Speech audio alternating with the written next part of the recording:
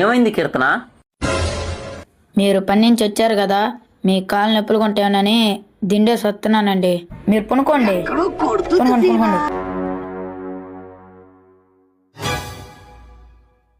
लेकिन एक सेकंड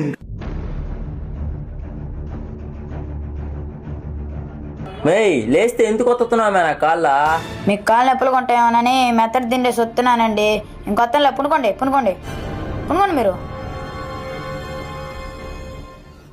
రారా, నేను ఇటు పక్క వస్తాను, అటు పక్క వద్దు. ఎలాగైనా చచ్చిపోవాలడు. సరే.